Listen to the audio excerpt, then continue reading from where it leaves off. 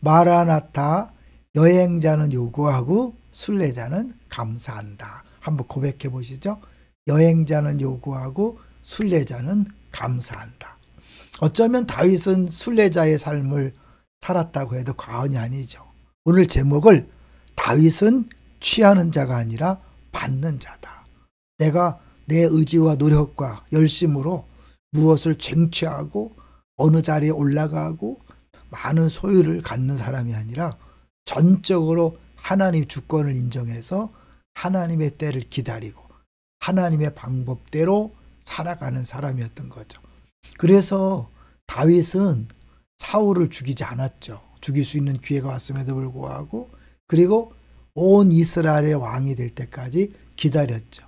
무려 3번이나 기름 부음 받은 거 아시죠?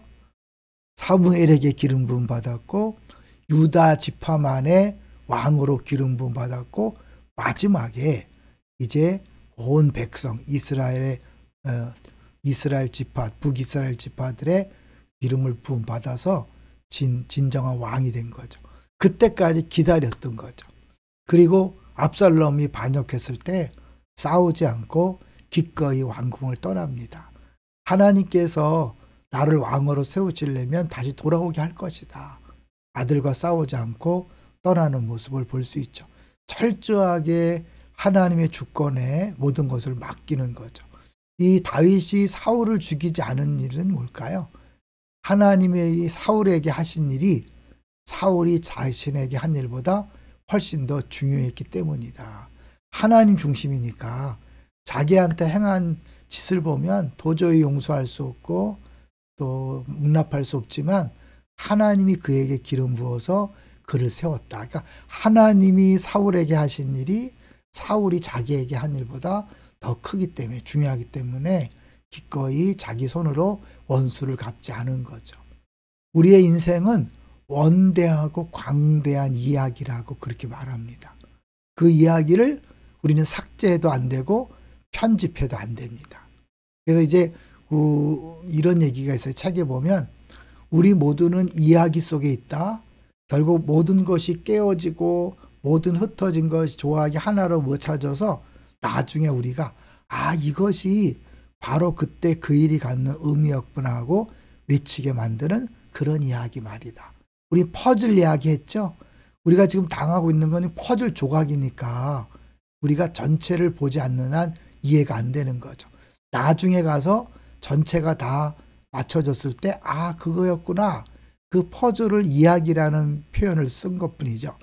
우리가 이야기 속에 있다는 것은 우리가 그 플룻을 앞지르려고 해서도 안 된다는 것을 의미하고, 어려운 부분은 건너뛰고 고통스러운 부분은 지워없애고 실망되는 부분은 돌아서 가려고 해서도 안 된다.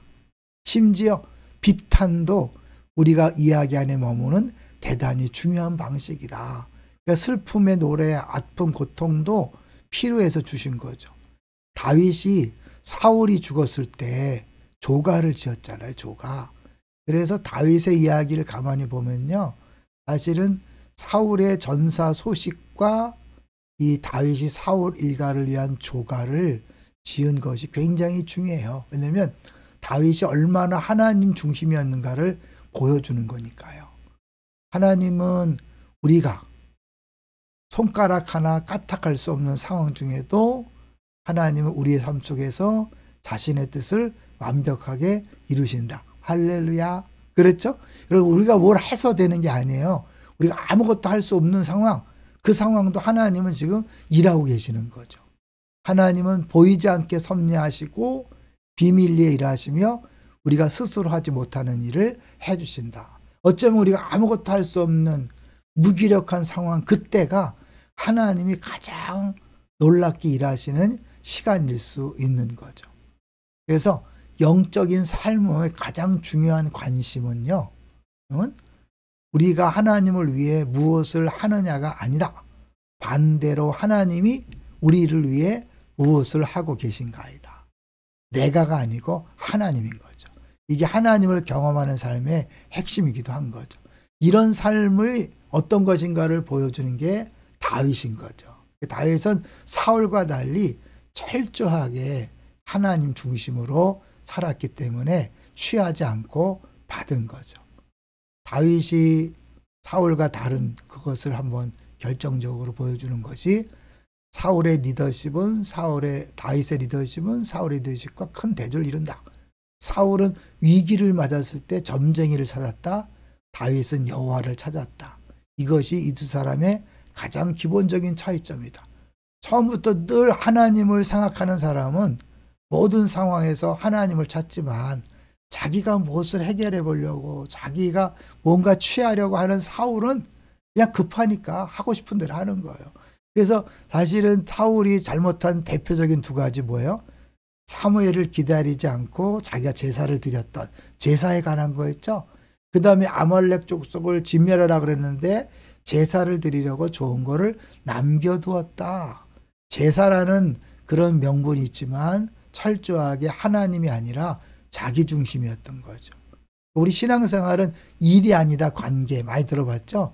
우리가 무슨 일을 하고 잘하고 못하고가 아니라 하나님과의 관계에서 하나님이 나의 주인이고 왕이심을 철저하게 인정하는 것이 신앙생활인 거죠. 사울은 하나님이 맡기신 일을 수행하는 중에 하나님께 기름 부음을 받은 왕의 신분에서 몰락했다. 때로 일은 섹스보다 더 유혹적이다. 성과 관련된 다윗은 성에 관한 죄를 졌잖아요. 일에 관련된 사울의 죄가 더 크다.